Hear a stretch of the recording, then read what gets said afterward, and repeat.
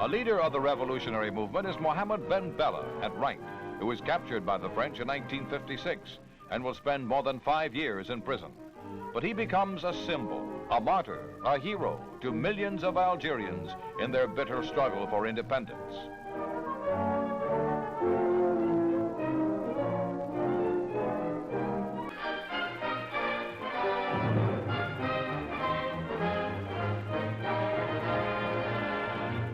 Algeria, a land of uncertain future and troubled past, once a colony of Rome, later a pawn for the Vandals, Muslims, and Barbary pirates of the Ottoman Empire. In 1830, the French come to colonize, to civilize, to develop the resources of the sprawling, sun-scorched province on the southern shore of the Mediterranean Sea. In the century that follows, there is a steady flow of French settlers to Algeria, to the cities of Algiers, Oran, Constantine. By 1950, there are 1 million Europeans in the country, 80% of them Algerian-born. The native population is 10 times as great, 10 million Arabs and Berber tribesmen of the Muslim faith. After World War II, Algeria is gripped by the surging nationalism that sweeps across the African continent, sparking the start in 1954 of guerrilla warfare against the French. Although an endless procession of prisoners is taken, it will be for the French a long, costly, and futile war. For there are always new recruits, more replacements for prisoners rounded up in mountain raids. A leader of the revolutionary movement is Mohammed Ben Bella at right, who was captured by the French in 1956 and will spend more than 5 years in prison. But he becomes a symbol, a martyr, a hero to millions of Algerians in their bitter struggle for independence.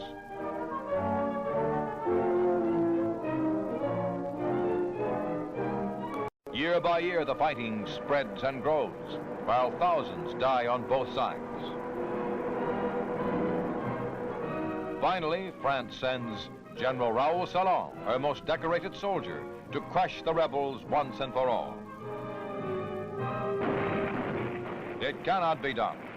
The French are fighting an enemy that hits and runs and hits again, always at the unexpected time, the unprotected place.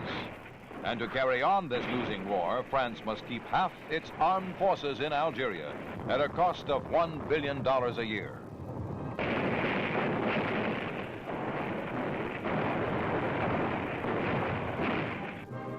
In 1958, the topples the Fourth French Republic.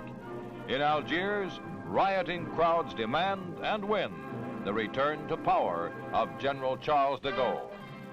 Beneath the cross of Lorraine that he made famous in World War II, the old soldier visits the troubled land to be hailed as the savior who will crush the rebellion and preserve the union of France and Algeria. When instead he promises free elections and self-determination, these same people feel that de Gaulle has betrayed them.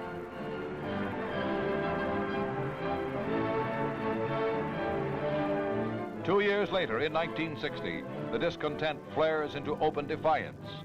Paving blocks are torn up and turned into barricades. The insurgents, with army support, take command of half of Algiers, dig in and vow no surrender until de Gaulle backs down on his plan for self-determination. France teeters on the brink of civil war, but de Gaulle stands fast. And finally, the barricades come down. The revolt is ended, and Algeria has taken a decisive step toward independence. The pendulum of power in Algeria is passing slowly, inexorably, out of the hands of the French. But there still remains a hard core of resistance, determined at all costs to keep Algeria French. Their leader is General Salan, and the very same military men who helped de Gaulle to power. Now they appeal to their countrymen to follow them, to go underground, to wage a terrorist war of their own. Hero Salan becomes a hunted criminal. For 2 years, the secret army organization, as it is called, carries on its campaign of death and destruction against the Muslim population. The purpose is to provoke the nationalists into retaliation, to trigger a full-scale rebellion, a rebellion that will force France to take sides with the OAS.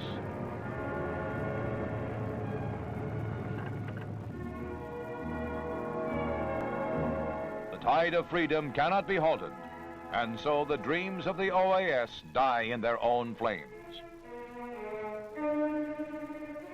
Independence for the Algerians means flight for thousands of fearful Europeans, many of them descendants of French settlers who have lived here for generations, refugees who leave behind them a legacy of closed factories, abandoned farms, shuttered stores, and, most touching of all, the scars of their shattered, uprooted lives.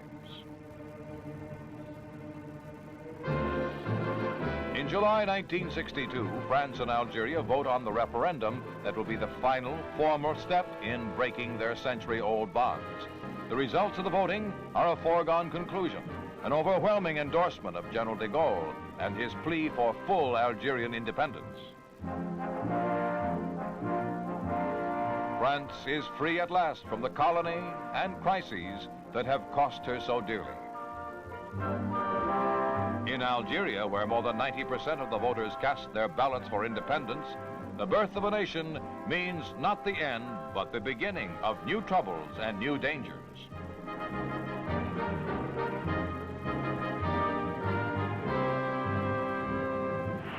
The joy of freedom, the cheers of the crowd, have not even faded away before independent Algeria is plunged into its first crisis. The unrest begins, as in many of the emerging nations of Africa, with a struggle for power between two rival revolutionary leaders. In Algeria, one of these leaders is Ben Youssef Ben Khedda, premier of the provisional government set up to rule until nationwide elections for a parliament can be held. Ben Khedda, who is nicknamed Mr. Everybody, is a moderate, seemingly popular with all the people, a man dedicated to retaining close ties with France and the free world. In a remote village outside Oran is Mohammed Ben Bella, a man who will challenge Ben Khedda's leadership. Ben Bella is a radical who says he will accept communist support if necessary to win and stay in power. Ben Bella's strongest supporters are found among the 70,000 men of the Algerian Revolutionary Army, a fighting force equipped with Russian and Czech weapons and indoctrinated by Marxist teachers. Their backing will bring victory to Mohammed Ben Bella. When his seizure of power is complete, the new strong man comes to Algiers to be hailed by the same crowds who, a few short weeks before, had cheered the now all but forgotten Ben Khedda.